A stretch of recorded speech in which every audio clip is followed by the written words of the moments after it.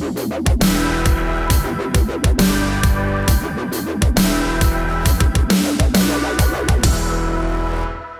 right, folks, I've got some bad, scary news for you. There's something all new that you have to be concerned with. That's right, the new worry is cognitive privilege. That's right, the idea that some people are smarter than others, and you, that's right, you might be one of them. Ooh, I'm Steve Green with Bill Little and Scott Ott, and this is Right Hardly seems Angle. likely if you're a fan of this show, but please continue. Oh boy, we're 30 seconds in. I've already lost control. There was a very earnest op-ed in the Daily Iowan by a college student named Dan Williams, who's all worried about privilege and the new kind of privilege, cognitive privilege. He writes, and forgive the writing style. He's just a really earnest college student who writes like a really earnest middle school student. He writes, "We now know that intelligence is not something we have significant control over." That's news, but is something we are born with. We are living in a society in which success is increasingly linked to one's intelligence. Shocker. And this is not to say that intelligence is the only factor that is important. All that is implied is that below a certain threshold of intelligence, I think we may be approaching that, there are fewer and fewer opportunities. So, Bill, I guess the unspoken question of this fascinating, groundbreaking essay is, how are we going to make people stupider? My first response to the article was, duh. And you actually raise a really good question, Steve, because that's the essence of socialism. Yes. It's the essence of the equalizing. Yeah. Is that you cannot, as I said many times, if you look at socialism as a foot race, you cannot make people run faster than the fastest they can run. And if everybody's going to cross the line at the same time, the race has to be run at the speed of the slowest runner. And in this case, the articles have to be written at the speed of the densest runner. The problem with the modern world is pretty simple for progressives. The entire idea of progressivism and leftism is that everything is horrible and we need radical change, and we need the kind of radical change that does not suit human nature. We need you to work as hard for other people as you do for yourself, for example, and we need you to share everything and all these other things that are just not built into human nature because they don't work. So in order for us to bring about this change, which, by the way, and you got to promise not to tell anybody about this, the reason we all have to work together is because that way some of us can tell all of you what to do and you have to listen to us. If we're too lazy and too stupid to go make our own money, but we can convince you that the state should have the power, then we're going to run the state and we'll do all those things. So since people have to change their behaviors, there has to be a pretty good reason for it, and the reason has to be something pretty severe. And so, in other words, if there's no crisis, if there's no injustice, if the planet's not about to die, if none of these things are happening, then you don't need the left. As a matter of fact, you don't really want them in either case, but in one case, if they make enough of it, enough of a stink and enough of a catastrophe, you say, well, we ought to do this for this reason, this intellectual reason, or this moral reason. So basically, what he's basically saying is, some people are smarter than others, and that's not fair. It's about the only thing he got right. Some people are smarter than others, and that's not fair. His attitude would be, some people are born black and some people are born white, and that's not fair, but that's been so done. It's so basic. It's just been so done. Let's go someplace new. But what he's really onto here are two things that are really interesting. The first one is, what can you do about it? It's easy to get all wound up in terms of things like intelligence and things like race and everything. It's all heated about this, but let's just take a simple example that everybody can pretty much connect to. People are not born of equal height either. They're not. They're not born of equal height. And that means that certain occupations are locked out to certain people because of their height. Not all occupations, certainly not most of them, but some of them are. NBA basketball playing is locked out to people below a certain height. Being a professional jockey is locked out to people above a certain height. What are we going to do to solve this injustice? What are we going to do about this horrible injustice to people who want to be NBA players but are too short, or jockeys because they're too tall? What are we going to do to fix this injustice? And here we come to the essence of the progressive pitch, and that is that reality is completely malleable and that there is no bad news that cannot be solved by rhetoric and voting. But unfortunately, that ain't the way things are. Sometimes you're born too short to play basketball professionally, or you're born too big to be a professional jockey. Maybe your eyesight's not good enough to be a fighter pilot, or maybe there are other things in your life that happen and you have no control over them. So the question is, are you going to basically walk around like an overripe potato that's just fermenting in its own juices, complaining about things that you cannot do anything about and that you know you can't do anything about? Or are you going to concentrate your efforts on making the most of whatever hand you've been dealt? And that's the entire idea of the conservative philosophy. And if you want to make it about money, for example, instead of intelligence, everybody talks about this guy was born rich and this person was born poor. Well, you can pretty much, with not 100% accuracy, but in the high 90% accuracy, you can take a look at the person that was born rich and the person that was born poor, and you'll find out that the person who was born rich is the child of somebody or the grandchild of somebody who was born poor, and that person worked like an animal so that their children could be rich. And then the people that are born rich, if you're born rich, you almost always are going to lose money over your lifetime. The hardworking people rise. The rich people who are born rich with all the privileges are the worst people I know. There's nothing worse than a trust fund kid. Nothing. Their job in life is to lose the money that somebody else has made. So we don't get...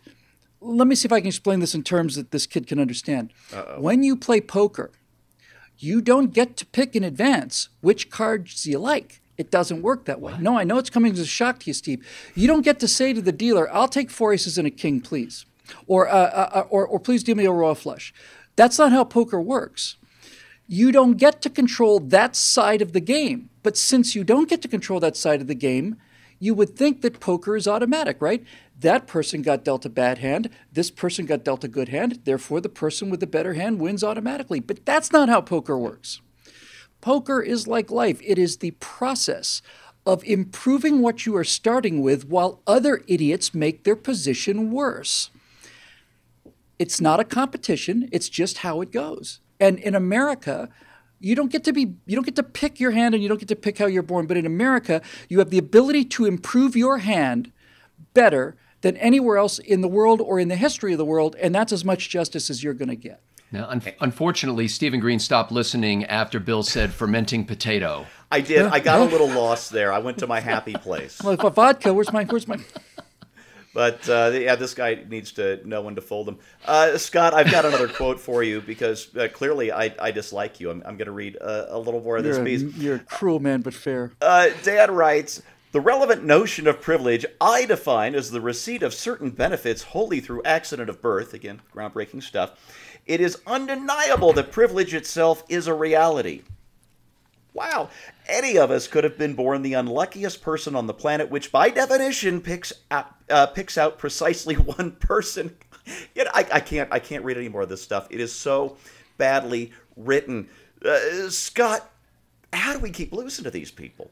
Well, let me first applaud Mr. Williams, the writer of this column, for the one thing good that he did say. And if you read all the way to the end of the article, he basically rejected the notion that today, if you're born black, you're necessarily, kind of cut out from society, because he doesn't believe that racism now is the problem that it was then. So in his defense... and in his defense, he seems to come around. But while Bill was talking, I began, making some notes here.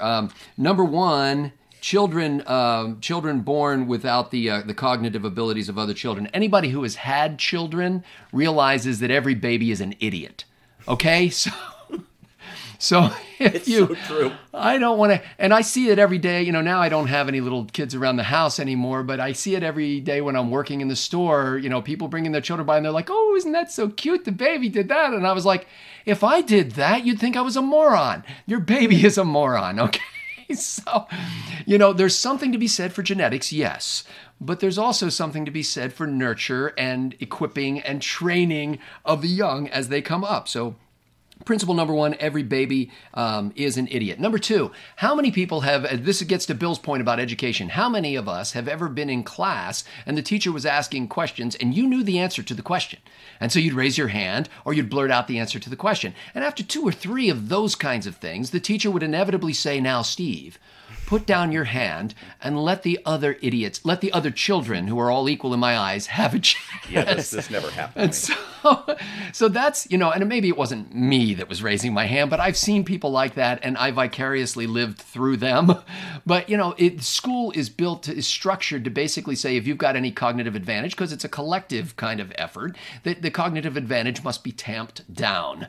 And so there's that. And then the whole problem that I have with Mr. Williams' contention here is that he is damning entire swaths of society because of the accident of their birth. The story to those young people is basically, hey, if you're not the sharpest crayon in the box right now, sorry, there's no more built-in sharpener in the side of the crayon box. Right. There's nothing you can do about it. You might as well break the crayon, peel off the paper, and eat it.